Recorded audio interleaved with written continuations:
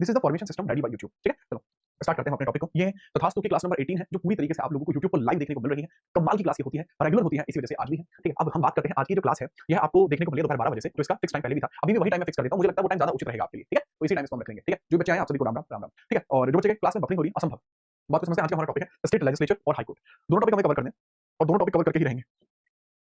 Start करते हैं इसके अंतर्गत आने वाली और अतिरिक्त बातों को। ठीक है, चलिए, कल नहीं हो पाई थी, कल इस कारण से नहीं हो पाई थी क्लास कि कल भाई हमारे यहाँ इंटरनेट का इशू था, चल ही नहीं रहा था इंटरनेट। ठीक है, चलो थोड़ी सी बात कर लेते हैं। लास्ट क्लास में मैं क्या कुछ बता रहा था, अब हम उस क्लास को थोड़ा सा आगे बढ़ा लेते हैं। बोर्ड का कलर आई होप कि आपके लिए ठीक लग रहा है, आपको बोर्ड का कलर ऐसा नहीं है, बोर्ड के कलर में कोई इशू नहीं है, आपको बढ़िया तरीके से कलर ठीक लग रहा है। ठीक है, एक बार सब छात्र मिलकर एक बार लाइक कर देंगे ताकि दिक्कत ना हो। ठीक है, चलिए फटाफट यश भाई क्लास को आप लाइक कर दीजिए, आपके लाइक करने से, बाकी छात्रों के लाइक करने से माहौल पूरा बन जाएगा। तो चलिए, लास्ट क्लास के अंदर मैं डिस्कशन कर रहा था, पावर्स ऑफ गवर्नर का डिस्कशन आपका चल रहा था। पावर्स ऑफ गवर्नर का डिस्कशन चल रहा था। गवर्नर यानी राज्यपाल की शक्तियां, ये था भाई साहब आपका डिस्कशन। राज्यपाल की शक्तियां यहाँ का डिस्कशन आपका चल रहा था। ठीक है, पावर्स ऑफ गवर्नर, राज्यपाल की शक्तियां, ये डिस्कशन था। और चलिए इस डिस्कशन के बारे में चर्चा कर लेते हैं, ये डिस्कशन क्या है। ठीक बात है, ओके। अब हम बात करते हैं पावर्स ऑफ गवर्नर के बारे में। गवर्नर की जो शक्तियां होती हैं वो कार्यकारी भी हैं। कार्यकारी शक्तियां मैं पढ़ा चुका था। कार्यकारी का मतलब है कि एग्जीक्यूटिव पावर में पढ़ा चुका था, एग्जीक्यूटिव पावर मैं ऑलरेडी पढ़ा चुका था। और इसके बाद लेजिस्लेटिव पावर्स होती हैं, लेजिस्लेटिव पावर्स वो भी मैं पढ़ा चुका था। विधायी अर्थात लेजिस्लेटिव पावर्स जो होती हैं वो भी मैं पढ़ा चुका था, लेजिस्लेटिव पावर्स भी मैं आपको पढ़ा चुका था। अब इनकी कुछ शक्तियां, शायद से लेजिस्लेटिव पावर आपकी बची हुई है या पढ़ा दी है, एक बार हल्का सा मुझे बता दीजिए, रिकॉल करा दीजिए, आपका कौन सा टॉपिक बचा हुआ है। अगर लेजिस्लेटिव पूरा हो गया है तो ठीक है, लेजिस्लेटिव पावर वैसे हो गया था ना, लेजिस्लेटिव पावर बताना भाई एक बार। सरपंच जी नमस्ते, नमस्ते भाई पंकज।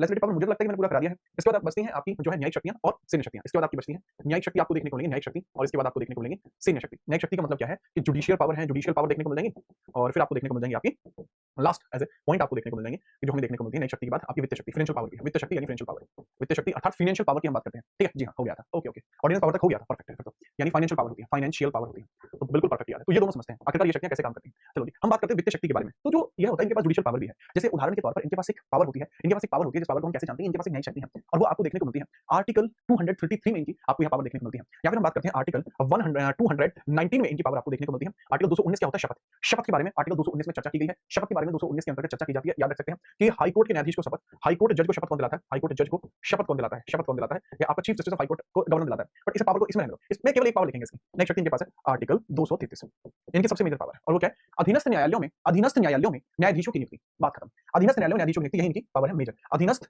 न्यायालयों में, न्यायालयों में न्यायाधीशों की नियुक्ति, न्यायालयों में जजों की नियुक्ति यही करते हैं। जजों की नियुक्ति किसके द्वारा की जाती है, इन्हीं के द्वारा जजों की नियुक्ति की जाएगी। मजा आ गया, बहुत बढ़िया। ये जितने भी कोर्स आपके होंगे उसके अंतर्गत नियुक्ति इन्हीं के द्वारा होगी, पहली पावर इनकी। प्रणाम भाई सिसोदिया। नेक्स्ट हम बात करते हैं, ये है appointment in the additional courts. ये है appointment in additional court, appointment in additional courts, additional courts हम बात करते हैं। इसके बाद एक और पावर आपको देखने को मिलेगी आर्टिकल 161, ये है अपराधों से क्षमादान।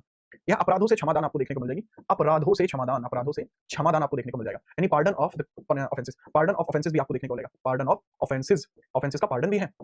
तो पार्डन ऑफ ऑफेंसेस की अगर हम चर्चा करते हैं कि ऑफेंसेस का पार्डन जो मिलता है सर वह किस प्रकार से है, क्या वो सभी पे मिलता है, नहीं, ये बहुत सीमित है, ये बहुत सीमित है। जैसे सीमित क्यों है, लिमिटेड है, यह केवल स्टेट लिस्ट पे काम करता है। ठीक है, it is only based on state list, केवल स्टेट लिस्ट पर लागू है, only based on state list. आप याद रखना किस पे बेस करते हैं, only based on state list, only based on state list, only based on state list. राज्य सूची पर निर्भर है, राज्य सूची पर निर्भर, राज्य सूची पर है, किस पर, राज्य सूची पर निर्भर करता है, पहला पॉइंट है। और दूसरा पॉइंट आपको 161 में देखने को मिलता है कि ना केवल राज्य सूची के अंतर्गत है, बल्कि इसमें मृत्युदंड को भी माफी नहीं दी जा सकती, इसमें मृत्युदंड को माफी नहीं दी जा सकती, मृत्युदंड की माफी नहीं है, मृत्युदंड क्षमा नहीं मिल सकती, मृत्युदंड की क्षमा भी नहीं मिल सकती। तो ये कुछ पॉइंटर है जो आर्टिकल 161 के बारे में चर्चा करेगा। अब हम बात करते हैं इसकी फाइनेंशियल पावर के बारे में, इनकी फाइनेंशियल पावर क्या है। जैसे फाइनेंशियल पावर में आप देखेंगे सबसे पहले कि सर जो 202 आर्टिकल है, यानी राज्य का वार्षिक वित्तीय विवरण, राज्य का वार्षिक वित्तीय विवरण, वार्षिक वित्तीय विवरण, वार्षिक वित्तीय विवरण, राज्य का वार्षिक वित्तीय विवरण यानी बजट ऑफ स्टेट जो आपको देखने को मिलता है, budget of state, budget of state जो आप देखेंगे भाई साहब, ये बजट ऑफ स्टेट जो होगा वह सबसे पहले इन्हीं को पेश किया जाएगा, वह पहले इन्हीं को पेश किया जाएगा। ठीक है, जो राज्य का वार्षिक वित्तीय विवरण है वो सर्वप्रथम किसको पेश किया जाता है, सर्वप्रथम हमारे गवर्नर को पेश होगा, गवर्नर को पेश होगा, पहली बात। दूसरा अगर हम बात करते हैं आर्टिकल एक और देखने को मिलता है, इसको हम बोलते हैं आर्टिकल आपका 243I 243Y। ये क्या है सर, यह है आपका वित्त आयोग, राज्य वित्त आयोग होता है। ग्रामीण स्तर पर, ग्राम स्तर पर यह होता है आपका शहर स्तर पर, ठीक है, यानी म्युनिसिपैलिटी के बेसिस पर जो वित्त आयोग होता है, वित्त आयोग आपका होता है, वित्त आयोग आपको देखने को मिलता है। तो इसका गठन कौन करता है, इसका गठन कौन करता है, गठन बाई गवर्नर, गठन कौन करता है, बाई गवर्नर। और यहाँ गवर्नर की पावर्स खत्म होती है, यहाँ पर ये चैप्टर आपका कंप्लीट होता है और यहाँ से शुरुआत होती है अगले चैप्टर की, यहाँ से शुरुआत होती है अगले चैप्टर की। तैयार है, अगर तैयार है तो बता दीजिए। एक छात्र है जिसको कोई डाउट है, भाई तुम भी अपना डाउट पूछो, तुम पीछे क्यों रहते हो। ठीक है, बताओ। प्लस इस बोर्ड के कलर को थोड़ा और चटक कर लेते हैं, ये और चटक हो गया।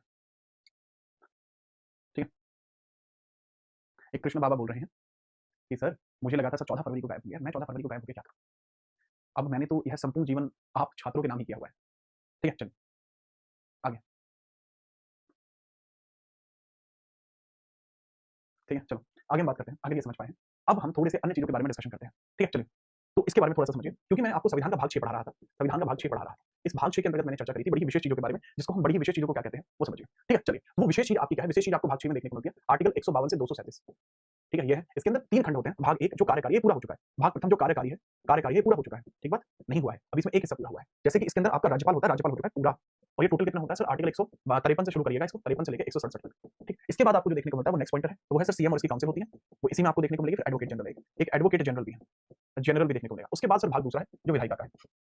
जो आज की क्लास जहाँ से शुरू होगी विधायिका का है। और लास्ट इसमें बचता है सर आपका न्यायिक प्रक्रिया जो है, न्यायिक प्रक्रिया जो है यानी आपको देखने को मिलता है जुडिशियरी, आपको देखने को मिलती है जुडिशियरी। भाग तथ्य है, ठीक है, ये लेजिस्लेटिव है, लेजिस्लेटिव है। और यहाँ आर्टिकल कितने देखने को मिलते हैं? 214 से 237। और यहाँ कहाँ से कहाँ तक है सर? 168 से 212।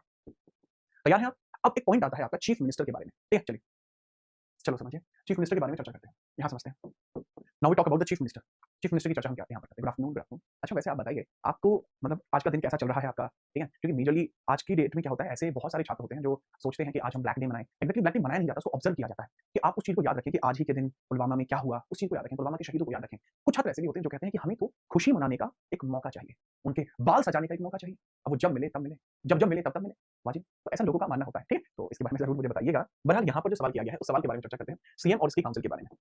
चीफ मिनिस्टर की सीएम एंड इट्स काउंसिल की हम चर्चा करते हैं, यानी मुख्यमंत्री व इसकी परिषद की चर्चा करते हैं। मुख्यमंत्री व इसकी परिषद, मुख्यमंत्री व इसकी परिषद, मुख्यमंत्री व इसकी परिषद, इसकी परिषद की चर्चा हम यहाँ पर कर लेते हैं। मुख्यमंत्री की और मुख्यमंत्री की परिषद की चर्चा हम यहाँ पर कर लेते हैं। ठीक बात है सर? बहुत बढ़िया, बहुत बढ़िया। स्टार्ट करते हैं। भाई लाइक में कमी नहीं होनी चाहिए। ऐसा ना हो कहीं आपके आज के दिन के चक्कर में आपकी खास क्लास मिस हो जाए। नहीं, ये नहीं होना चाहिए सर। लाइब्रेरी में हूँ और आपकी क्लास लाइव ले रहा हूँ। लाइब्रेरी के बाकी छात्रों को भी बता दो कि माहौल पूरा वेवी और क्लास पूरी क्रेजी। ठीक है, बता दीजिए। देखिए बात करते हैं, सबसे पहले आपको देखने को मिलता है इसके अंदर आर्टिकल 163 है। ये काफी सरल आर्टिकल है। आर्टिकल 163 बताता है मंत्री परिषद के बारे में कि मंत्री परिषद के द्वारा ही मंत्री परिषद द्वारा राज्य के मंत्री परिषद द्वारा राज्य के सभी कार्यकारी कार्य होते हैं। राज्य के सभी कार्यकारी कार्य होते हैं, कार्यकारी कार्य होते हैं उनके अध्यक्ष, ठीक है, जो राज्यपाल की सलाह पर होते हैं, जो राज्यपाल सलाह पर होते हैं, जो राज्यपाल की सलाह पर होते हैं, राज्यपाल की सलाह पर होते हैं, सलाह पर होते हैं, राज्यपाल की सलाह पर होते हैं। और इसी मंत्री परिषद का मुखिया, इसी का मुखिया आपका कौन होता है? इसी का मुखिया चीफ मिनिस्टर होगा, सीएम होता है। ठीक है, याद रखना। तो बहुत ही सरल आर्टिकल हुआ, बहुत सारा आर्टिकल हुआ और बहुत ध्यानपूर्वक इसको हम समझते हैं। ध्यानपूर्वक इसके बारे में हम समझते हैं, वो बताएं। तो ध्यानपूर्वक चर्चा होती है। जैसे मंत्री परिषद है आपका कोई, जैसे मंत्री परिषद काउंसिल ऑफ मिनिस्टर आपको देखने को मिल जाएगा। ठीक है, काउंसिल आपको देखने को मिल जाएगा, काउंसिल आपको देखने को मिलेगा, council do all executive work, all executive work. और इसके अंदर पॉइंट होता है वर्क और एडवाइस किसको देंगे? On advice of governor. और ये जो काउंसिल, ठीक है, काउंसिल है, इसका जो हेड होता है वो कौन होता है? हेड होता है सीएम। इस काउंसिल का हेड होता है सीएम, चीफ मिनिस्टर। मजा आया? अब एक सवाल आता है, ठीक है, एक सवाल आता है, ठीक है, कि सर यहाँ पर जो मंत्री परिषद आप देख रहे हैं, मंत्री परिषद आप देख रहे हैं, इसके अंदर कौन-कौन शामिल होता है? सर इसकी संरचना बता दीजिए। मंत्री परिषद की संरचना की चर्चा कर लेते हैं। तो मंत्री परिषद की संरचना में आपको देखने को मिलता है, मंत्री परिषद की संरचना में आपको एक चीज देखने को मिलती है कि भैया जो मंत्री परिषद आपको देखने को मिलेगा, जो मंत्री परिषद आपको देखने को मिलेगा, इसके अंतर्गत आपको एक चीज देखने को मिलती है कि सर संरचना के अंदर न्यूनतम हो सकते हैं 12, न्यूनतम हो सकते हैं 12 मिनिस्टर, न्यूनतम 12 हो सकते हैं और मैक्सिमम जो हो सकते हैं वो 15 हो सकते हैं प्रतिशत में। ये 12 नंबर है, 15%। और ये बात 91st संशोधन 2003 में तय की गई थी। 91वें संविधान संशोधन 2003 में ये बात तय की गई थी। 2003 में यह बात तय की गई थी। यह है इसकी स्ट्रक्चर, संरचना, इसके स्ट्रक्चर यानी इसकी संरचना है। अब हम दूसरे पॉइंट की बात करते हैं बच्चे, वो भी समझना जरूरी है कि अगर मैं बात करता हूं कि मंत्री परिषद में कौन-कौन मंत्री होते हैं। सर सबसे पहले तो जो कैबिनेट के मंत्री होते हैं वो सब इसमें शामिल होते हैं। कैबिनेट के मंत्री सारे होते हैं। इसके अंदर आपके कुछ उप मंत्री भी शामिल होते हैं। इसके अंतर्गत आपके कुछ उप मंत्री भी शामिल होते हैं। ठीक है, याद रखना। ठीक है, एक सेकंड, इसके अंदर आपके कुछ उप मंत्री भी शामिल होते हैं। एक सेकंड बस।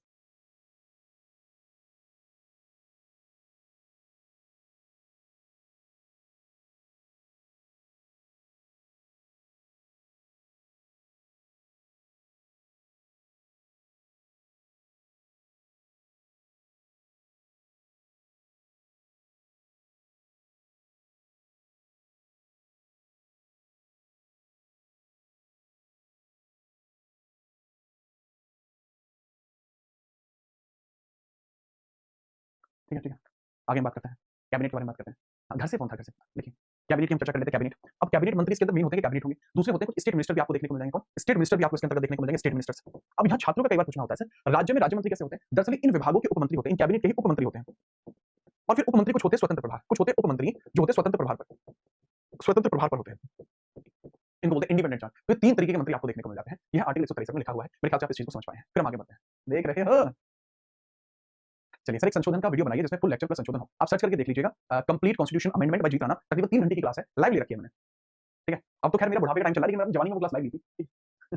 अब आगे आप समझेंगे आर्टिकल 164 क्या होगा। आर्टिकल 164 की चर्चा करते हैं हम। आर्टिकल 164 क्या है? तो आर्टिकल 164 के बारे में बताया जाता है कि अपॉइंटमेंट ऑफ मिनिस्टर्स, इसके अंदर नियुक्तियां इसके अंतर्गत देखने को मिल जाएंगी। नियुक्तियां यानी अपॉइंटमेंट्स। ये किस किस की अपॉइंटमेंट आपको देखने को मिलेंगी? अपॉइंटमेंट्स आपको देखने को मिल जाएंगी। वो बताइए कैसी कैसी, किस किस की अपॉइंटमेंट देखने को मिल जाएंगी। ठीक है, चलिए अब बहुत इंपॉर्टेंट है कि अपॉइंटमेंट किस किस की है सर। यहाँ सीएम की है प्लस काउंसिल की है, और वो किसके द्वारा की जाती है सर? दोनों ही जो की जाती है वह राज्यपाल ही करता है, राज्यपाल ही करता है। अब वो इसकी हो या इसकी हो, बट हाँ इसकी एडवाइस के लिए सलाह जो देगा, काउंसिल के अपॉइंटमेंट के लिए सलाह जो देगा, किसको सलाह? राज्यपाल को जो सलाह देगा वो चीफ मिनिस्टर देगा, जिसको बोलेगा उसको बनाएगा। अब एक सवाल आता है, क्या हमारे, जैसे मैं यूपी की बात करता हूं, मैं यूपी से हूं, तो मान के चलो उत्तर प्रदेश में योगी जी, क्या मुझे काउंसिल ऑफ मिनिस्टर बना सकते हैं?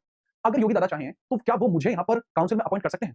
बताओ फटाफट से। ठीक है, चलिए बताओ। देखो बहुत ही साधारण इसका आंसर होगा, जी हाँ, उनके द्वारा अगर वो चाहते हैं तो वो मुझे यहाँ पर अपॉइंट कर सकते हैं। ठीक है, चलिए। तो इसके अंतर्गत हमें पता लगता है कि हाँ जी, सीएम के द्वारा यहाँ अपॉइंट किया जा सकता है। ये बहुत बढ़िया चीज है कि चीफ मिनिस्टर की सलाह पर काउंसिल की अपॉइंटमेंट होती है और वो चाहे तो मुझे भी अपॉइंट कर सकते हैं। बट इसके अंदर कंसीडरेशन है कि वो मुझे अधिक से अधिक 6 महीने ही रख सकते हैं। अगर वो 6 महीने से अधिक मुझे रखना चाहते हैं तो उन्हें मुझे किसी सदन का हिस्सा बनाना होगा। यूपी में रहकर क्या ये आसान है? बहुत आसान है। हाँ, आगे बढ़िए। अच्छा ठीक है, दूसरा पॉइंट होता है 164 का दूसरा क्लॉज है। ये बहुत जरूरी होता है, बात को समझना। इसमें आप समझना कि जो सीएम होती है और जो काउंसिल होती है, ये किसके प्रति रिस्पांसिबल है? सीएम और काउंसिल रिस्पांसिबल किसके लिए है? कलेक्टिवली रिस्पांसिबल किसके लिए? Collectively responsible for, collectively responsible है, रिस्पांसिबल है किसके लिए रिस्पांसिबल है? कलेक्टिवली रिस्पांसिबल फॉर, किसके लिए रिस्पांसिबल है? फॉर जो हमारी विधानसभा है, ये लोअर हाउस है, विधानसभा है, तो विधानसभा के लिए आपकी रिस्पांसिबल है। लेजिस्लेटिव असेंबली के लिए रिस्पांसिबल, लेजिस्लेटिव असेंबली के लिए रिस्पांसिबल है, असेंबली के लिए रिस्पांसिबल है। मुझे लगता नहीं है कि आप इसके अंतर्गत कोई भी डाउट रखेंगे, कोई भी शंका रखेंगे, कोई भी दूर दूर तक दिक्कत नहीं है इसमें। जैसे article 164 clause first clause second आपको यहाँ देखने को मिल रही है। ठीक है, याद रखेंगे बगैर किसी समस्या के। आगे बढ़िए। जिस बच्चे को बड़ी टफ लग रही है, 2-4 बार आप इसको पढ़ेंगे ना, आपको खुद ब खुद याद हो जाएगी। लाइव पढ़ा कीजिए भाई। एक बच्चा कह रहा है सर ये कोई तगड़ी सी पोएट्री सुना दीजिए, ठीक है, क्योंकि आज एक खास दिवस भी है। बहुत बढ़िया। देखो पोएट्री तो यार मुझे याद नहीं है, परंतु मैं एक चीज जरूर सुना सकता हूँ कि आप सभी को महाशिवरात्रि की हार्दिक शुभकामनाएं। ठीक है, याद रखें। नोट कर लिया है तो फिर हम आगे बढ़ें। ओके, देखिए पोएट्री ना सुनाने के पीछे का भी कारण है, क्योंकि आज वो दिन भी है जहां पुलवामा में हमारे सैनिक शहीद हुए। ठीक है, तो ऐसी परिस्थिति में मुझे ऐसा लगता है कि आपको उनको भी एक बार स्मरण कर लेना चाहिए कि वो बॉर्डर पे हैं, इसलिए आप खुल के खेल पा रहे हैं। वो बॉर्डर पे थे, इसलिए हम खुल के सांस ले पा रहे हैं। अगर वो ट्रक वहां ना फटा होता तो शायद वो आज बहुत सारे सिविलियंस की जान का कारण बन सकता था। ठीक है, सर हनुमान जी का श्लोक सुना दीजिए। हाँ, श्री गुरु चरण सरोज रज निज मन मुकुर सुधारी, बनु रघुवर विमल जसु जो दायक फल चारि, बुद्धिहीन तनु जानिके सुमिरो पवन कुमार। ठीक है, ये तो आपको याद होगा। बल बुद्धि विद्या दे मोहि हरहु कलेश विकार। जय हनुमान जी। आगे हम बात करते हैं और चीजों को देखते हैं, इसके बाद आपके बाकी आर्टिकल्स कैसे हैं। हनुमान जी का स्मरण आप कर लिया कीजिए दिन में एक दो बार, मजा आपके जीवन में बना रहे। नेक्स्ट हम बात करते हैं, जैसे आर्टिकल की हम चर्चा करते हैं, जैसे यहाँ मैंने 164 आपको क्लोजर दिया, 164 की क्लोजर की बात हम आगे बढ़े और आगे क्लोजर के बारे में हम समझते हैं। आर्टिकल 165 देखने को मिलता है, जो बेसिकली स्पेसिफिकली किसके लिए आपको देखने को मिलता है वो बताइए। 165 के बारे में चर्चा करें तो ये हमें देखने को मिलता है महाधिवक्ता के बारे में, एडवोकेट, एडवोकेट जनरल के बारे में देखने को मिलता है, जनरल के बारे में देखने को मिलता है, महाधिवक्ता के बारे में, महाधिवक्ता के बारे में बात करते हैं। और महाधिवक्ता किस प्रकार के आपको देखने को मिलते हैं? तो महाधिवक्ता दरअसल राज्य के वकील होते हैं। ठीक है, ये राज्य के वकील होते हैं, राज्य के वकील हैं, राज्य के वकील होते हैं एक तरीके से देखा जाए तो, और ये राज्य सरकार को कानूनी सलाह देते हैं, राज्य सरकार को सलाह देने के लिए होते हैं। तो राज्य सरकार को सलाह देने के लिए होते हैं, यही है जो एडवाइस करते हैं गवर्नमेंट को, एडवाइस करते हैं, एडवाइस टू गवर्नमेंट, तो गवर्नमेंट इनके द्वारा किया जाता है। दूसरा है these are advocate to, advocate होते हैं किसके लिए? एडवोकेट होते हैं, एडवोकेट टू जो है आपका स्टेट गवर्नमेंट, स्टेट की गवर्नमेंट के लिए एडवोकेट होते हैं। ये काम होता है। अगर गवर्नमेंट है, ठीक है, अगर गवर्नमेंट है वो एडवोकेट करने की आवश्यकता पड़ जाती है, उसको वकील की जरूरत पड़ती है, तो वो वकील उनका कहां से अरेंज अप हो पाता है? सर एडवोकेट जनरल के लिए अगर मैं सच बात बताऊं तो वकील कहां से अरेंज अप हो पाता है? वो सारे के सारे वकीलों का जो अरेंजमेंट होता है ना भाई साहब, वो आपका होता ही यहां से, वो आपका होता ही यहां से। यानी एडवोकेट जनरल का अरेंजमेंट यहां से होता है गवर्नमेंट के लिए। काम ये होता है इनको एडवोकेट को अपॉइंट कौन करता है? अपॉइंट जो किया जाता है इनको, इनका अपॉइंटमेंट किस पर निर्भर करता है? आप याद रखना बाई गवर्नर किया जाता है, लेकिन जो एडवाइस कौन करता है इनको? एडवाइस बाई चीफ मिनिस्टर, यानी चीफ मिनिस्टर इनको एडवाइस करेगा, तब जाके ये पूरा स्ट्रक्चर इस प्रकार से रेडी होता है। ठीक है, याद रखेंगे, बहुत बढ़िया। ठीक है, नेक्स्ट हम बात करते हैं, अगला क्वेश्चन है 165 क्लियर हुआ। इनकी ज्यादातर चीजें डिपेंड करती हैं। This is like attorney at centre, ये बिल्कुल ऐसे होता है जैसे अटॉर्नी सेंटर में होता है, उसी की बात होता है, जैसे अटॉर्नी एट सेंटर ऐसे ही है। इसका आर्टिकल 166 होता है, ये बताता है राज्य के मंत्री परिषद के कार्य, राज्य के मंत्री परिषद के कार्य, राज्य के मंत्री परिषद के कार्य आपको यहाँ देखने को मिलेंगे, मंत्री परिषद के कार्य आपको देखने को मिल जाएंगे। Work of council of minister, work of council of minister, work of council of minister, जो काउंसिल ऑफ मिनिस्टर होती है इसके कामों की चर्चा यहाँ पर की जाती है। Work of council of minister की चर्चा यहाँ पर की जाती है, उसके बारे में समझिए।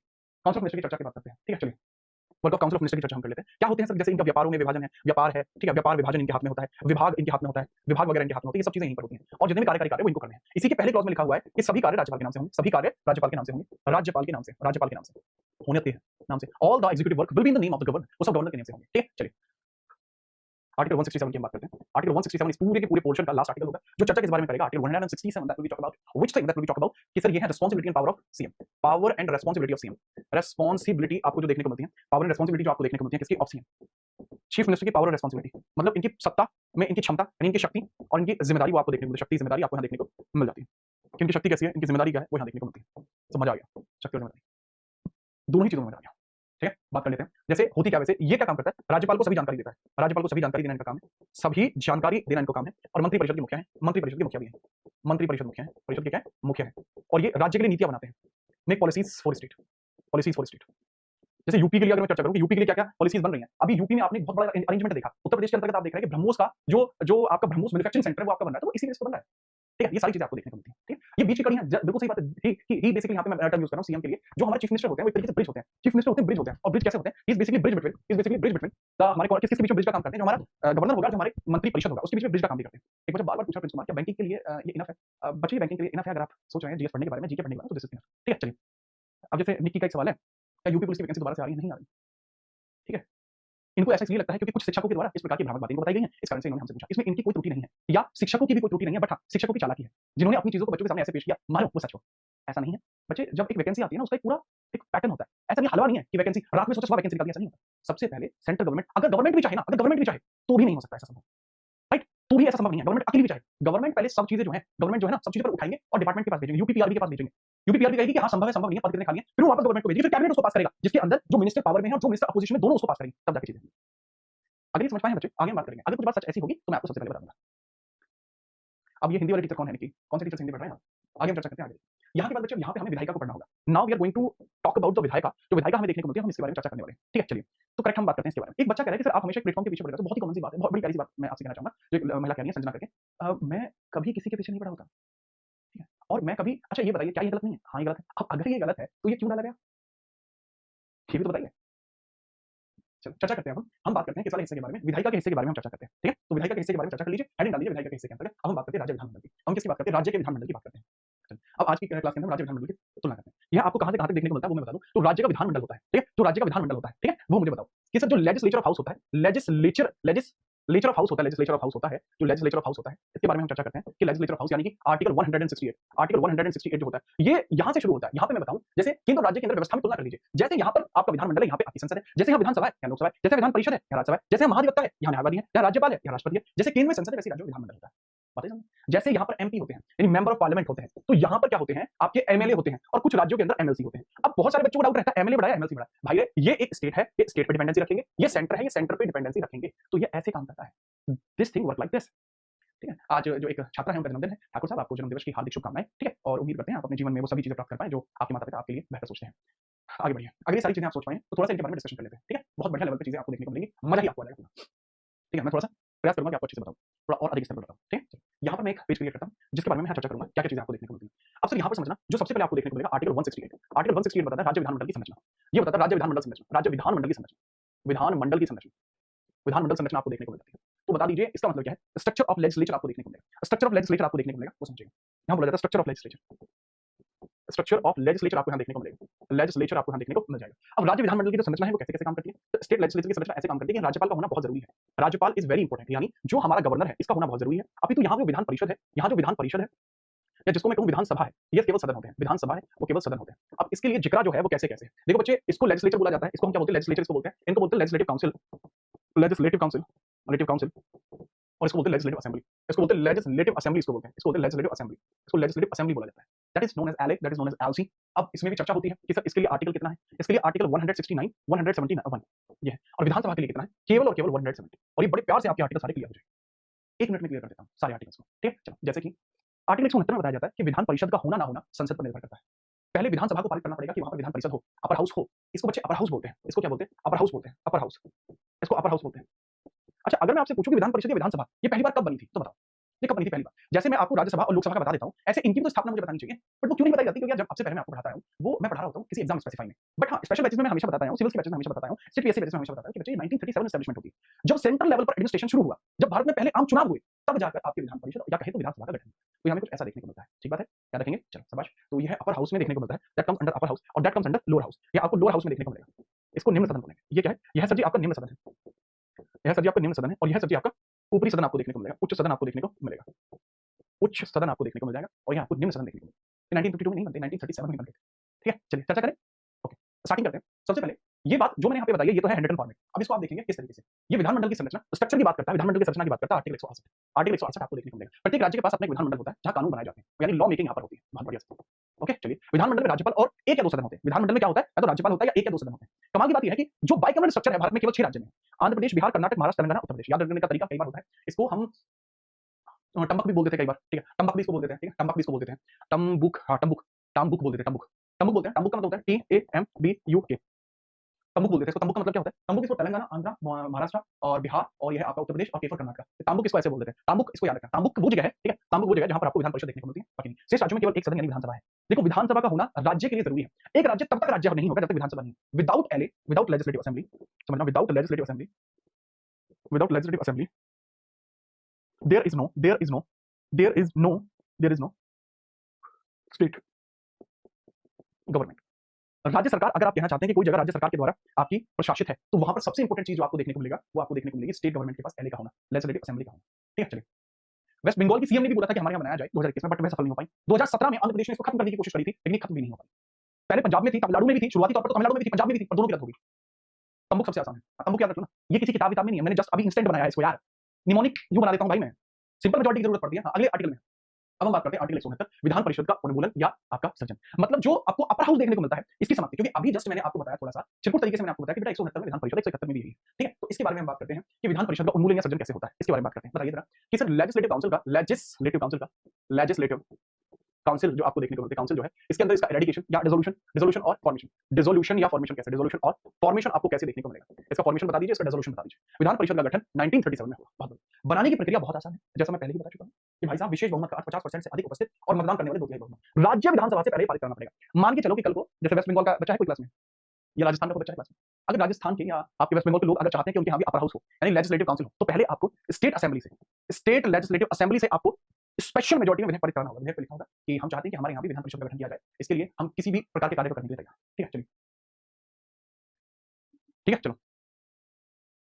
याद रखें, बहुत बढ़िया। अब यहाँ पे ये बहुत इंपॉर्टेंट है, राज्य विधानसभा के द्वारा ये स्पेशल मेजॉरिटी यहाँ पर चाहिए होती है। यहाँ क्या चाहिए होती है? Special majority. अगर ये स्पेशल मेजॉरिटी में पास हो गया तो फिर पार्लियामेंट में इसको बहुत ही कॉमन मेजॉरिटी में पास करना पड़ेगा। पार्लियामेंट में इसके लिए चाहिए ऑर्डिनरी मेजॉरिटी। ऑर्डिनरी मेजॉरिटी होती है, ऑर्डिनरी मेजॉरिटी होती है, और जैसे ऑर्डिनरी मेजॉरिटी पारित होती है सेम राष्ट्रपति की स्वीकृति की आवश्यकता होती है और राज्य के अंदर विधान परिषद के गठन या समाप्ति हो जाती है। ठीक है, चलिए।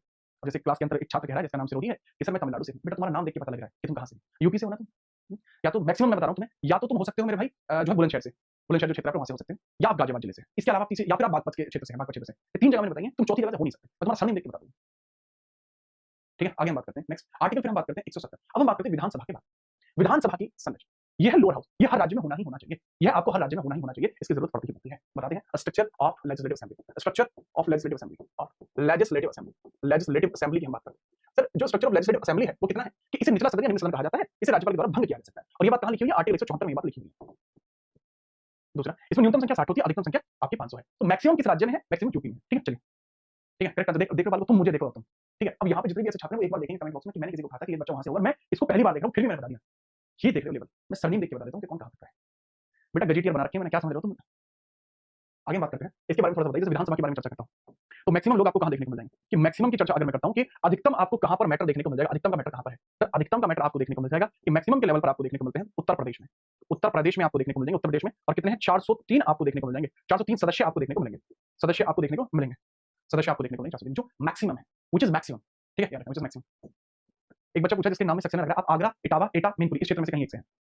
नेक्स्ट हम बात करते हैं अपवाद है जहां थोड़े कम है। अगर मिनिमम पूछ ले तो सिक्किम के अंदर 32 है जो मिनिमम आपको देखने को मिलेगा, राइट। और अगर हम बात करते हैं जो मिनिमम एक यूटी में भी मिनिमम है, जो पुदुचेरी है वहां 30 है, पुदुचेरी है वहां पर कितने हैं? 30 आपको देखने को मिलते हैं।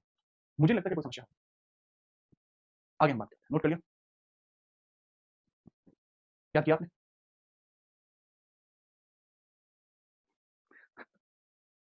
मेरे ख्याल से आप नोट कर चुके हैं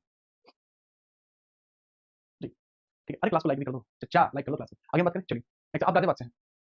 नेक्स्ट अगला सवाल ये रहा, विधानसभा चुनाव और आरक्षण। चुनावी प्रक्रिया कैसी होती है विधानसभा चुनावों की? जो आपके लेजिस्लेटिव असेंबली के चुनाव होते हैं वो कैसे होते हैं? तो लेजिस्लेटिव असेंबली के चुनाव की चर्चा कर लेते हैं। लेजिस्लेटिव असेंबली के चुनाव कैसे होते हैं? चुनाव प्रक्रिया प्रत्यक्ष डायरेक्ट चुनाव होता है, डायरेक्ट चुनाव होता है। इस डायरेक्ट चुनाव की प्रक्रिया की व्याख्या आर्टिकल 326 में की गई है। ठीक है, चलिए याद रखिए। आगे हम बात करते हैं, एक बच्चा कह रहा है शुक्ला में कहां से हो सकता हूं? अयोध्या क्षेत्र के आसपास से, मेजरली ईस्टर्न यूपी से।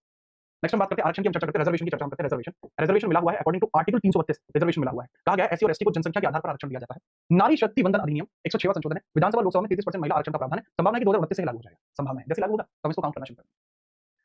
बताइए फटाफट से। मुझे नहीं लगता कि इसमें आपको कुछ समस्या होगी, मैं अलग से लिखूं। प्राशु डागर, और है डागर भाई, इसमें तुम्हारे बताने में कुछ नहीं। अब वेस्टर्न उत्तर प्रदेश से। हाँ, यादव का बताना थोड़ा मुश्किल है, यादव का बताना थोड़ा मुश्किल है क्योंकि यादव हर जगह है। यादव बिहार में भी है, गुजरात में भी है, उत्तर प्रदेश में भी है, मध्य प्रदेश में भी है, महाराष्ट्र में भी है, साउथ इंडिया के अंदर आप चेन्नई में भी है, तो ये थोड़ा मुश्किल है। एक बच्चा कह रहा है कि सर आप सबको देख रहे हैं तो कोई और शिक्षक क्यों नहीं जान पाया? फिर आपको बताइए। बच्चे मैं याद कर लेता हूँ, आपने कभी मुझको कुछ बताया होगा तो मुझे याद है। जैसे पंकज तुम हो, मुझे पता है कि तुम आजमगढ़ से हो, राइट, मुझे याद रहती हैं चीजें, मुझे नहीं याद है। मैंने पहले भी बताया था आप मेरी भावनाओं का हिस्सा हैं, आप मेरे लिए कोई ऐसा कोई व्यूवर नहीं है मेरे लिए। ठीक है, याद है। बल्लू भाई हरियाणा से हो तुम्हें, बेरा लग रही है, अरे नाम उड़े हुए हैं। चलिए दूसरा हम बात करते हैं 171 आर्टिकल की बात करते हैं जो विधान परिषद की संरचना की बात करता है। स्ट्रक्चर की हम बात करते हैं, स्ट्रक्चर की हम बात करते हैं, स्ट्रक्चर की हम बात करते हैं, structure of legislative council, legislative council. ठीक है, एक गड़िया भी नॉलेज तेरी जटनी हाले लिखता नहीं खाने में किताबें पढ़ के बहुत घूम रखा हूं भाई मैं। ठीक है, बहुत चीजें देखी हुई हैं, जिस चीज को देखकर मैं गुजरा हूं कोई और गुजरता तो गुजर जाता। नोट करिए, राघव तुम बिहार से हो। नेक्स्ट हम बात करते हैं लेजिस्लेटिव काउंसिल की, हम बात करें इसके स्ट्रक्चर की बात करें तो विधानसभा के अधिकतम का 1/3 आपका हो सकता है मैक्सिमम नंबर। अगर अधिकतम की बात करूं कि विधान परिषद की संरचना को अगर मैं समझूं तो इसमें मैक्सिमम कितने व्यक्ति हो सकते हैं? सर इसमें हो सकते हैं विधानसभा का 1/3 ही विधान परिषद में हो सकता है, इसका 1/3 ही विधान परिषद में हो सकता है मैक्सिमम, बट मिनिमम हो सकता है 40। एग्जांपल के लिए जैसे यूपी है, यूपी में 400 का आप मान लीजिए, 100 400 वैसे तो है बेटा 403, बट मैंने कैलकुलेशन आसान करने के लिए 400 मान लिया, इसको 1/3 करूंगा तो 133 आ जाएगा। तो 133 है उत्तर प्रदेश में 100 सीटें जो सीमा के भीतर हैं, 100 सीटें हैं जो सीमा के भीतर हैं, यानी मैक्सिमम से ज्यादा नहीं है। एक बच्चा है सर मैं आपकी कौन से बैच से पढ़ी हूं? आप मेरे एसएससी सीजीएल फाउंडेशन 2024 बैच में थे। मैंने बताया यहाँ आपको यहाँ स्ट्रक्चर देखने को मिला। अगर मिनिमम का क्राइटेरिया आता है, मिनिमम का क्राइटेरिया आता है तो वह आपको कुछ ऐसा देखने को मिलेगा। मैक्सिमम का क्राइटेरिया आता है तो आपको विधानसभा का 1/3 देखने को मिलेगा। तो मिनिमम मैक्सिमम का क्राइटेरिया आपको यहाँ देखने को मिलेगा। मुझे नहीं लगता कि कोई समस्या होगी। ठीक है, ओके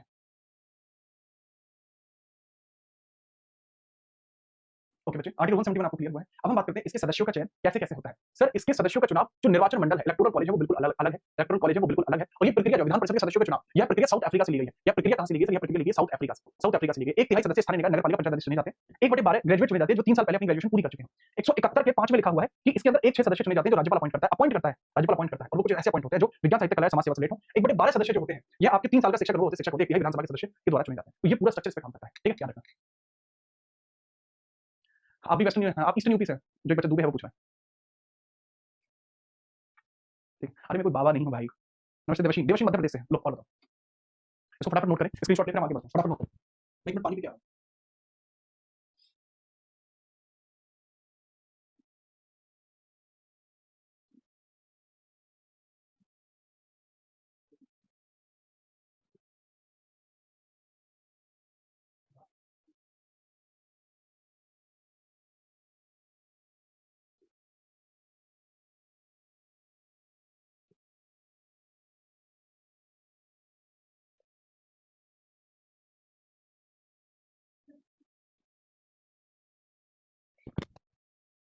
चलिए आगे बढ़ते हैं, आगे बढ़े चलिए, कोई समस्या नहीं।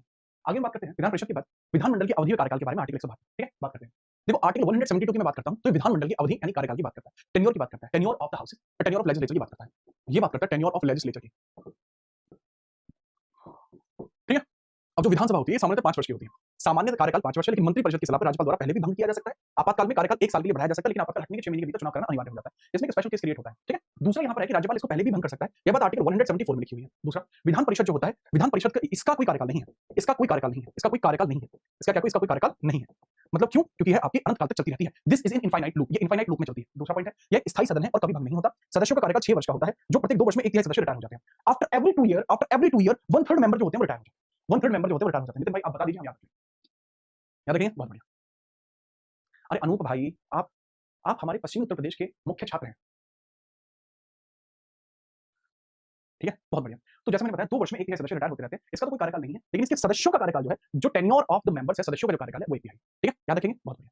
मुझे नहीं लगता कि इसमें कोई समस्या होगी, ध्यान से समझ पाइए। ठीक है, चलिए आगे हम बात करते हैं। अगला आपको देखने को मिलता है आर्टिकल 173। ये सदस्यों की योग्यता यानी एलिजिबिलिटीज की चर्चा करता है। किसकी चर्चा करता है? एलिजिबिलिटीज की चर्चा करता है। जो मेंबर्स की एलिजिबिलिटी है सदस्य बनने के लिए चाहिए, उसकी चर्चा की जाती है। Eligibilities of members, eligibilities of member, eligibilities of members आपको देखने को मिल जाएगी। एलिजिबिलिटीज ऑफ मेंबर्स आपको थोड़ा सा देखने को मिलेगा कि भारत का नागरिक होना चाहिए, must be a citizen of India, must be citizen of India होना चाहिए, must be citizen of India, must be citizen of India, ये भारत का नागरिक होना चाहिए। इसके अंतर्गत अगर मैं बात करूं तो विधानसभा का सदस्य बनना चाहते हो तो मिनिमम एज कितनी है? 25 वर्ष। अगर आप विधान परिषद का सदस्य बनना चाहते हो तो मिनिमम एज है 30 ईयर्स। दोनों ही पॉइंट जरूरी है। दूसरा, मानसिक रूप से स्वस्थ हो, लाभ के पद या सरकारी नौकरी पर ना हो। मतलब अगर देखें तो इनसेन या इंसॉल्वेंट नहीं होना चाहिए, इनसेन ना हो और ना ही इंसॉल्वेंट हो। इंसॉल्वेंट भी नहीं होना चाहिए, मतलब दिवालिया भी ना हो। दिल वाला तो हो पर दिवालिया ना हो, दिल वाला तो हो पर दिवालिया ना हो। कोई विशेष शैक्षणिक योग्यता आवश्यक नहीं है, याद रखिए। कोई विशेष जो आपकी शैक्षणिक आवश्यकता है उसकी जरूरत नहीं होती, उसकी अनिवार्यता ही नहीं है। ठीक, हाँ, अगर कोई ऐसा छात्र है जो अभी भी हमारे तथास्तु बैच में जुड़ता है तो अभी भी उसको सारी चीजें देखने को मिल जाएंगी। ठीक है, Jeet sir carry himself with an aura, that's a damn respect sir, धन्यवाद। सबसे रिक्वेस्ट है कि आप अपना एक मीटअप पूर्वांचल में रखिए। मिर्जापुर में रखने की सोच रहा था मैं, सोच रहा था मिर्जापुर जौनपुर के पास एक मीटअप रखा जाए। ठीक बात, जो पुरानी क्लासेस हो चुकी है वो तो बच्चे ऐप के अंदर ही है। कलुआ, जो कलुआ को नहीं जानता वो दुनिया को नहीं जानता।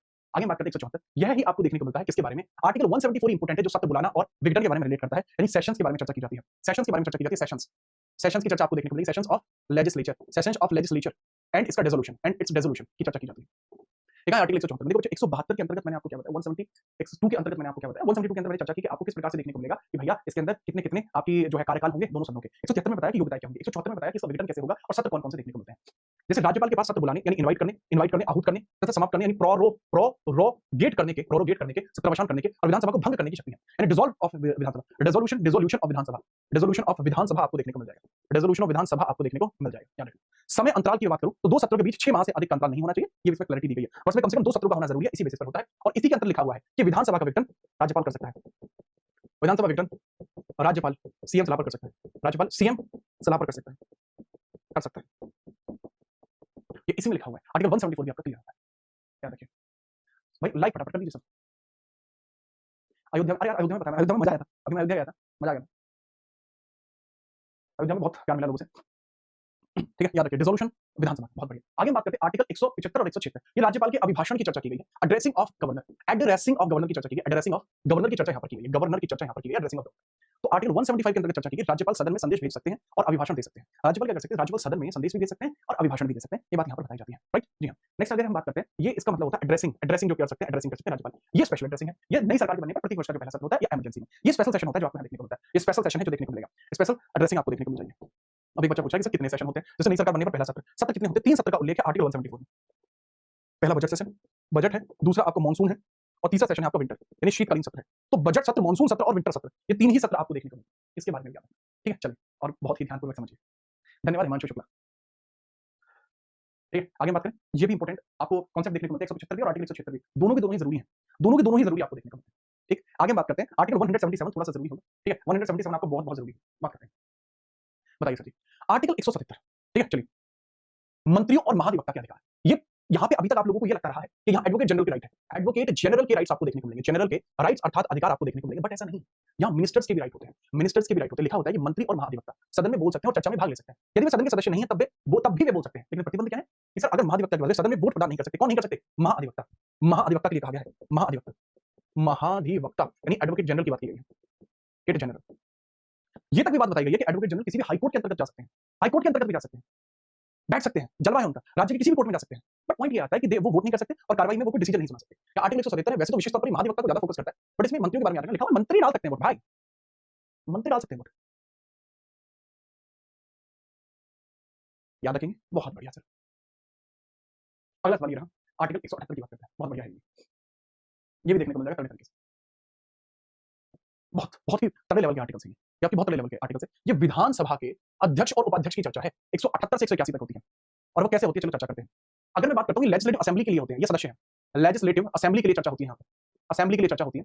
तो लेजिस्लेटिव असेंबली के अंदर जो यहाँ पद है, विधानसभा सदस्य अपने बीच में से ही एक अध्यक्ष और एक उपाध्यक्ष चुनते हैं, यही है स्पीकर, या इसको चेयरमैन बोल सकते हैं, या इसी को वाइस स्पीकर या वाइस चेयरमैन बोल सकते हैं। वाइस चेयरमैन या वाइस स्पीकर इसको बोला जा सकता है, वाइस स्पीकर इसको बोला जा सकता है, राइट? दूसरा पॉइंट है, इनको हटाना अगर त्यागपत्र देना या हटाया जाना 14 दिन पहले नोटिस और बहुमत द्वारा, बहुमत कौन सा? विशेष। पर इसमें साधारण लग जाएगा, साधारण लग जाएगा, इसमें राज्य है, साधारण लग जाएगा, साधारण लग जाएगा। चौथा है, अध्यक्ष अगर अनुपस्थित है, अगर ये एब्सेंट है अध्यक्ष, तो उपाध्यक्ष इसका वर्क संभालेगा, तो यह वर्क लोड लेगा। अगर यह एब्सेंट है आपका अध्यक्ष, तो वर्क लोड कौन लेगा? उपाध्यक्ष लेगा। 181 में यदि अध्यक्ष को हटाने का प्रस्ताव विचाराधीन है तो वह अध्यक्षता नहीं करेगा और वोट नहीं डाल सकेगा। ये भी इंपॉर्टेंट है, बहुत बहुत जरूरी है, बिना किसी परेशानी के। क्या महाधिवक्ता ही सरकार की ओर से केस करता है? बिल्कुल, सरकार को रिप्रेजेंट महाधिवक्ता ही तो करता है। फटाफट बताओ।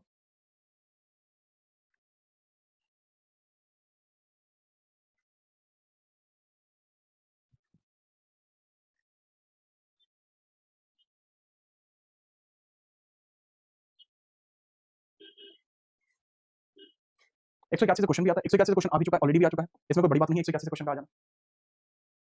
हाँ, इसका स्क्रीनशॉट चाहे तो ले सकते हैं, ठीक है? चलिए आगे बढ़ते हैं। इसके बाद बाकी चीजों के बारे में थोड़ी सी चर्चा कर लेते हैं। अगर मैं सेम चीज को ही यहाँ आगे हम बात करें और चीजों को थोड़ा आगे बढ़ाएं, इसी चीज को अगर मैं यहाँ पर कॉपी पेस्ट करूँ, ठीक है, और यहाँ पर अगर समझाना करूँ शुरू, तो वो समझना। अब विधान परिषद के अध्यक्ष और उपाध्यक्ष को देखने को मिल जाएंगे, विधानसभा के अध्यक्ष उपाध्यक्ष को देखने को मिलेंगे, सेम ही रहेगा। विधान परिषद के अंदर आपको देखने को मिलेंगे सभापति, उपसभापति। अब अगर मैं यहीं पर क्रिएट करता हूँ, बहुत सावधानी से मैं विधान परिषद के अध्यक्ष और उपाध्यक्ष की चर्चा करता हूँ, ये लीजिए बहुत बढ़िया तरीके से। विधान परिषद के विधान परिषद के सभापति, उपसभापति, सभापति व उपसभापति कितने आर्टिकल्स होते हैं? 182 से लेकर 185, 82, 83, 84, 85, काम खत्म। अब लिख लीजिएगा इसके अंतर्गत कैसे कैसे है। 4 खाने बनेंगे, ये बन चुके खाने, पहला, दूसरा, तीसरा और चौथा। मैं बड़े प्यार से ऐसा आप जान के मैं क्यों कर रहा हूं, मैं अगली स्लाइड भी लाया हूं, बट इसी के अंदर चेंजेस करना चाह रहा हूं मैं आपके लिए। तो अब यहां पे क्या है कि कुछ पोर्शन आपको देखने को मिलेंगे, जैसे विधान परिषद का पोर्शन है, कि यहां जो पोर्शन है वो आपका विधान परिषद का है, ठीक बात, यहां है विधान परिषद का पोर्शन। तो विधान परिषद अपने बीच में से ही एक क्या चुनेंगे? एक यहां पर चुना जाएगा आपका व्यक्ति चुना जाएगा जिसको क्या कहेंगे सर, यहाँ एक व्यक्ति आपका चुना जाएगा जिसको कहा जाएगा सभापति, और एक चुना जाएगा उपसभापति। ओके, या सभापति उपसभापति फिल कर देंगे, क्या पद से हटाया जा सकता है, ठीक है। यदि सभापति उपस्थित नहीं है, सभापति की उपस्थित नहीं है, तो इसके स्थान पर उपसभापति काम करेगा। यदि यहाँ पर अध्यक्ष की बात करी जा रही है वैसे तो, और ये सारे आर्टिकल लीजिए आपके फिल हो गए, बात खत्म हुई। ये आपको ऐसे देखने को मिलेंगे सारे आर्टिकल्स। मैं एक बार फिल कर देता हूँ, आर्टिकल्स में भी उसमें भी, और ये मैंने आप जान के इसलिए ऐसा किया है ताकि आपको मैं ये चीज क्रिएट करके समझा पाऊँ, ठीक बात है। तो यहाँ 182 है, 182 में क्या है कि राज्य परिषद सदस्य, राज्य परिषद के सदस्य अपने बीच में से एक सभापति और एक उपसभापति चुनेंगे, एक उपसभापति चुनेंगे, एक सभापति और एक उपसभापति चुनेंगे, राइट। बढ़िया है जी सर। दूसरा है आर्टिकल 183, त्यागपत्र देना या हटाना जाना 14 दिन पहले जरूरत पड़ती है। 184 बताया जाता है कि अगर सभापति की उपस्थिति नहीं है, यदि सभापति की अनुपस्थिति में उपसभापति जो होगा वही कार्यभार संभालेगा, उपसभापति ही कार्यभार संभालेगा। यदि सभापति को हटाए जाने की प्रक्रिया चल रही है, यदि सभापति को हटाए जाने की प्रक्रिया प्रस्ताव विचाराधीन है, वह अध्यक्षता नहीं करेगा, वोट नहीं डाल सकेगा। बात खत्म, बात खत्म। ये विधान परिषद के सभापति उपसभापति हैं। कहना चाहें तो आप कह सकते हैं मेंबर्स, या फिर आप कह सकते हैं चेयरपर्सन ऑफ लेजिस्लेटिव काउंसिल के जो चेयरपर्सन उनकी चर्चा की जाती है, याद रखें। दुष्यंत सिंह राठौड़, कहां से हो बाबू, घर जाके सोती, बातें समझते नहीं हो। ये आपका आर्टिकल क्लियर हो। इसका डिजाइन मुझे पीछे वाले अच्छा लगा, ऊपर हेडिंग अच्छी लगी ना, हाँ अच्छी लगी। आगे हम चर्चा करते हैं, नेक्स्ट इंपोर्टेंट बातें थोड़ी सी और आपको देखने को मिल जाए, ठीक है। चलो बताइए सर इसके बारे में हम चर्चा करते हैं। दो आर्टिकल्स आपको और देखने को मिलेंगे, वो भी जरूरी है, और दोनों आर्टिकल्स ही जरूरी है। जैसे आर्टिकल 100 आपका 88 आपको देखने को मिलेगा, ठीक है, या आप समझिए 189 देख लीजिए। 189 क्या है, वो कोरम संख्या के बारे में बताता है। विधानमंडल में कोरम संख्या, विधानमंडल में कोरम संख्या है, विधानमंडल में कोरम संख्या, विधानमंडल में कोरम संख्या, विधानमंडल में कोरम संख्या देखने को मिलेगी। कोरम संख्या आपको देखने को मिलेगी, यानी कॉरम नंबर इन लेजिस्लेचर, या कोरम नंबर है, ठीक है। चलिए quorum number in legislature, quorum number in legislature, quorum in legislature में जो कॉरम नंबर है उसकी चर्चा की गई। तो विधानमंडल में कोरम संख्या की जगह है जो 189 में है, जो बताया जाता है 10% ऑफ हाउस, 10%, और इसको 1/10 कहा जाता है, या तो 1/10 कह लीजिए, 10% कह लीजिए, हमेशा सिमिलर ही रहता है। कॉरम नंबर 189, ठीक बात है, 1/10 रहता है।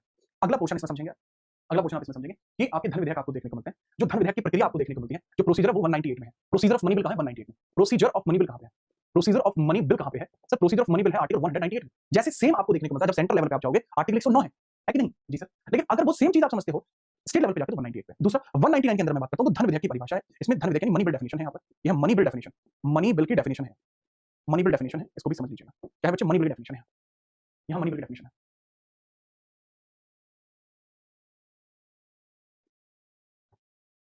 ठीक बात है, बहुत तगड़ा इलाज है भाई साहब। धन विधेयक की परिभाषा केंद्र का अनुच्छेद 110 के समान है, जो बिल्कुल है डिट्टो है, ये केवल विधानसभा में पेश होगा। विधान परिषद इसे रद्द या रोक नहीं सकता, केवल सुझाव दे सकता, वो भी केवल 14 डेज में सजेशन दे सकता है, इसके बाद वो भी नहीं। यार मैं सच बता रहा हूँ, ये जो चीज है, ये चीज बहुत कमाल की है, ठीक है, याद रखना, ठीक है, ये चीज बहुत कमाल की है। मैं जिस प्रकार से यहाँ पे पढ़ा रहा हूँ, और वो भी पेड बैच को यूट्यूब पे लाके, वो सच में कमाल की बात। मुझे अपनी तारीफ इसलिए खुद करनी पड़ती है, कई बार कुछ कॉन्सेप्ट को देखकर मुझे लगता है यार क्या ही बेहतरीन चीज है, ठीक है। तो ये चीज देखने को मिलती है, धन विधेयक के विशेष प्रावधान 198 और 199, यहाँ आप स्क्रीनशॉट ले सकते हैं। राज्य धन विधेयक की परिभाषा 199 है, जी हाँ, the definition of the money bill यहाँ पर आपको देखने को मिलेगी। इसके बाद समझेंगे हम कुछ पोर्शन हमें देखने को मिलते हैं जो बहुत जरूरी है, बात कर लेते हैं, थोड़ा सा समझिए। बढ़िया, ये लीजिए 200 में आपको देखने को मिलती है राज्यपाल की वीटो पावर, राज्यपाल की वीटो यहाँ देखने को मिलती है। जैसे कि हम बात करते हैं विधेयकों पर राज्यपाल की सहमति होना ना होना, ये निर्भर करता है। जैसे आपका विधेयक है, विधेयकों की चर्चा हम यहाँ पर करते हैं, विधेयकों की चर्चा हम यहाँ पर करते हैं। विधेयक यानी बिल आपको देखने को मिलता है, यानी बिल्स या ऑर्डिनेंस, बिल्स पर, ठीक है, जो बिल्स आपको देखने को मिलते हैं, बिल्स पर राज्यपाल की सहमति होना ना होना निर्भर करता है, वीटो पावर होना ना होना निर्भर करता है। तो इसी को आप समझिएगा, ठीक है। चलिए, ठीक है, तो इसके बारे में थोड़ा सा समझना, वीटो पावर के बारे में समझते हैं। वीटो पावर का मतलब क्या होता है, एक तरीके से वीटो पावर पहली बात तो है नहीं, ये लाइक वीटो पावर है, लाइक वीटो पावर यानी यह वीटो पावर के समान है, ना कि वीटो पावर, ठीक है। नेक्स्ट, इसी पॉइंटर को समझना कि हम विधेयकों पर राज्यपाल की सहमति होती है, इसको समझते हैं। इसलिए विधेयक होते हैं, विधेयकों पर राज्यपाल की सहमति होती है, ये वीटो पावर में देखने को मिल जाता है। और कमाल की बात है, ये सच भी है, कमाल की बात है, ये सच भी है। दूसरे इसमें ही समझते हैं, आर्टिकल 200 है, इसी में बताया जाता है कि विधेयक पर अंतिम सहमति कौन देता है, विधेयक पर अंतिम सहमति कौन देता है, विधेयक पर अंतिम सहमति कौन देगा सर, विधेयक पर अंतिम सहमति जो दी जाती है, विधेयक पर अंतिम सहमति कौन देता है सर, जो फाइनल इसमें कंसेंट दी जाती है, विधेयकों पर जो फाइनल कंसेंट देता है वो हमारा प्रेसिडेंट देता है, वो देता है सर जी अपना गवर्नर देता है। राज्य के स्तर की बात करता हूँ, गवर्नर देता है, राज्य के स्तर की बात करता हूँ, गवर्नर। और 202 में लिखा हुआ है आपका वार्षिक वित्त विवरण, राज्य का बजट, इसमें स्वास्थ्य, कृषि, शिक्षा आदि पर होने वाले खर्च का विवरण होता है। संविधान में बजट शब्द उल्लेख नहीं है, उसके स्थान पर वार्षिक वित्त विवरण है, एनुअल फाइनेंशियल स्टेटमेंट है, एनुअल फाइनेंशियल स्टेटमेंट है। अब जैसे आर्टिकल 201 रह गया, अब 201 का वैसे समझ लीजिए, 201 का वैसे समझ लीजिए, राइट। 201 आप आराम से समझ सकते हैं। 201 में लिखा हुआ है कि राज्यपाल अगर किसी विधेयक से सहमत नहीं है तो वह उसको राष्ट्रपति की सहमति के लिए भेज सकता है। बात खत्म। बहुत ही प्यारा आर्टिकल यहाँ पे कंप्लीट होता है। इसके बाद एक और स्लाइड हमारी बचती है जो बताती है आपको 3 आर्टिकल्स के बारे में। सर 210, 211, 212। मैं 100% इस बात से सहमत हूं कि इस वर्ष की परीक्षा में आपको यहां देखने को मिल सकता है ये मैटर। ये आपके 2026 के एग्जामिनेशन के लिए ये आपके गेम चेंजर आर्टिकल्स हो सकते हैं। 2026 एग्जाम्स में आपके गेम चेंजर आर्टिकल्स हो सकते हैं, क्योंकि मुझे ऐसा लगता है कि आएंगे, ठीक है, 2026 के एग्जाम्स में आएंगे। और मेरा आज तक कोई भी अनुमान गलत नहीं हुआ है, आज तक कोई मेरा अनुमान गलत नहीं हुआ। अनुमान मेरा ये भी था कि आप लोग सरकारी नौकरी लेंगे, वो भी कभी गलत नहीं, ठीक है, याद रखना। दोनों आर्टिकल्स को बहुत प्यार से समझना।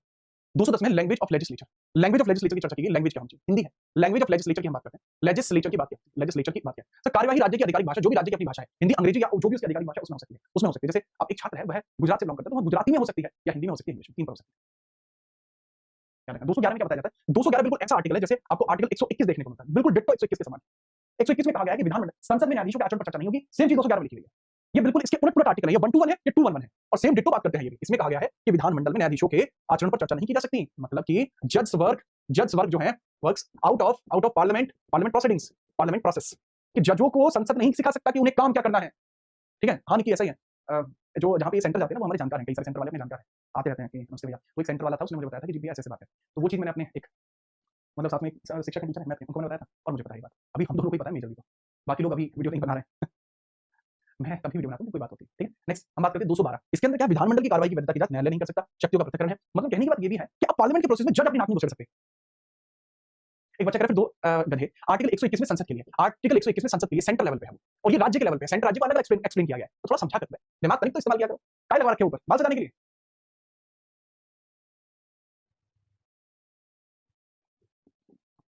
बेटा पुलिस आ गई, पुलिस वो भी हमारे मित्र हैं, जानकार हैं वो भी हमारे। मेरे ख्याल से 211, 212 दोनों को भी आप समझ पाए और 210 को भी समझ। कोई दिक्कत तो नहीं हुई? नहीं सर कोई दिक्कत नहीं है, मजा आ गया। ठीक, मजा आ गया सर। इसके बाद आपका बचता है आपका high court, Indian high court system, भारतीय उच्च न्यायालय, complete analysis for competitive exams by जीजाना जीएस। इसके बारे में हम कल चर्चा करेंगे। ठीक है? आज की क्लास पहले ही 1.5 घंटे के आसपास की हो चुकी है, तो इसके बारे में अपन कल चर्चा करेंगे। पढ़ के आना। अब एक बात और समझ लीजिए कि हो सकता है मंडे से आपके लिए कंप्लीट जीएस का एक हिसाब किताब आ जाए। एक छोटी सी बात मैं आपसे पूछना चाहता हूँ, वो और समझना। ठीक है? चलिए, वो और समझना, थोड़ी सी 2 बातें हैं, 2 बातें पूछ लेता हूँ फिर आप जा सकते हैं। ठीक है? चलिए। सर ऐसी थोड़ी